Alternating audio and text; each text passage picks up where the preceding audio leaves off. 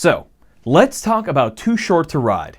I'm Victor Frost, and this is Steven Universe Universe.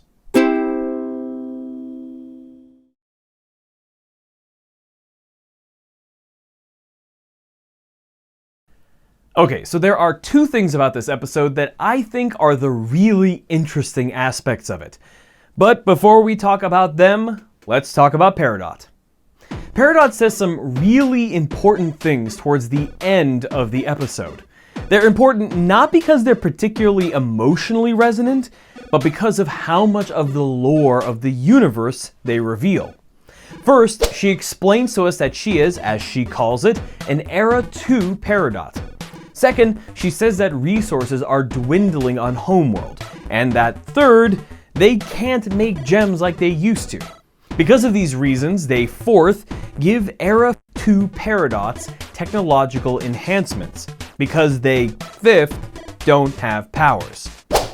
Any one of these statements are interesting on their own, but together, they tell a story.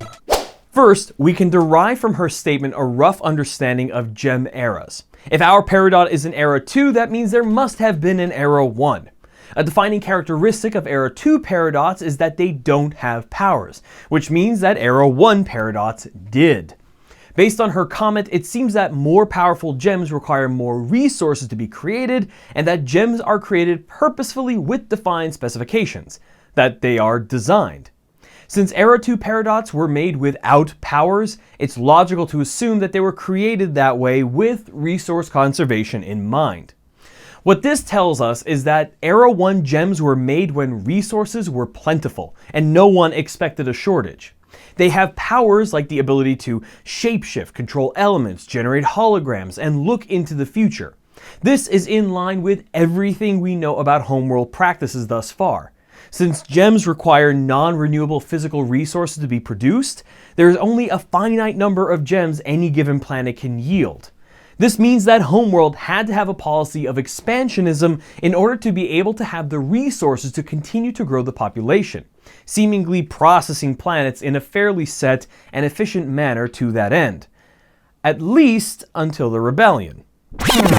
By the very act of denying them Earth, the rebellion threw a wrench into that predictability, and very likely made the Diamonds realize that there was a possibility that they wouldn't have an unending march of planets to process into gems, a possibility that seems to have become a reality. But there's a catch. For however much Peridot believed that she didn't have powers, we know that she did. But I think it goes one step further than that. I believe Peridot had and was using her magnetic power her whole life without realizing it, because she simply believed that it was a function of her limb enhancers. Think about it. When she was conscious and had them, all of the fingers stayed together with the main limbs. When she poofed, they fell apart. If that's correct, that Peridot didn't know that she was controlling the floating fingers directly as opposed to through the limb enhancers, then this has a much more subtle implication. Gems do not fully understand themselves or their capabilities intrinsically. Of course, the emotional locus of this episode was how Peridot's feelings of inadequacy and inferiority due to her lack of powers were being needled throughout the episode by Steven and Amethyst's shapeshifting. Remember, over the course of the last 2 years, our time, not in-universe time, Peridot went from this to this. She had so much capability, and now she doesn't. This in and of itself isn't that big of a problem. As we've seen in previous episodes, her not having her limb enhancers doesn't really prevent her from doing much. But there is a difference in what she can and how she does things. In one of my media classes in college, we had to go 24 hours without using modern technology and record our experience. It was eye-opening. I actually hand-bound a notebook to use during the period, and even today, 4 years later, I remember how intensely frustrating it is. Let me give you an example here. Let's see, 11:02 a.m. just before the afternoon. Living for years with an unending supply of inputs, the relative silence of the world is slightly deafening in its tranquility. Without the constant signal of text and sound always combating the persistent noise of the world, the noise has become the signal. It is nuanced, passive, and uncontrolled. It is not what I wanted. In this book is also things I wanted to Google. Because with my phone, anytime I wanted to know something that I didn't know in my head, I just took out my phone and looked it up. In a way, the technology presented itself and made itself into a form of an outboard brain. This experience showed me how available technology shapes my day-to-day life, and in fact, how much of my knowledge is stored outside of my brain. The same is true of Peridot, except it's not just a convenience for her. Her technology was a part of who she was. When Steven gave her that tablet, he didn't just give her a convenient piece of technology, but a semblance of the ability she had before. That's why Amethyst taking it away from her and threatening to throw it into the ocean sent her into hysterics. It was all that she had that resembled what she could do as her former self. It's all that I am! Alright, well, all of that is neat and stuff, but let's move on. One of the things I found really interesting in this episode was how it subtly showed the development of characters. Peridot's struggle with her lack of abilities was the main focus of this episode, but I think more crucially is how it highlighted Amethyst's development.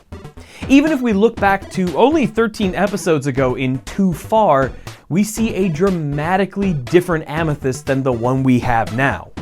She was quick-tempered, very sensitive to criticism, and reacted harshly. In this episode, she is much more measured. Shapeshifting is a big part of who Amethyst is. She does it a lot and is proud of how well she does it. When Peridot starts to make comments about it, we see them start to bother her more and more. And when Peridot makes her last comment, you kinda expect Amethyst to go off on her about it.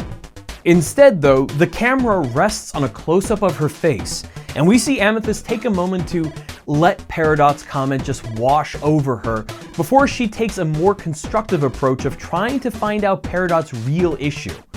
This is a radical departure from how Amethyst was when we first met her.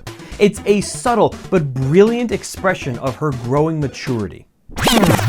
Second, and this is going to be really short, if you didn't know, this episode was accompanied by a Twitter account that updated in time with the episode's West Coast airing. And it was no regular Twitter account, but Peridot's Twitter account, as shown in the show. Things like this and Ronaldo's Tumblr Keep Beach City Weird are amazing examples of what I call mixed multimedia, and what TV execs would call a second screen experience.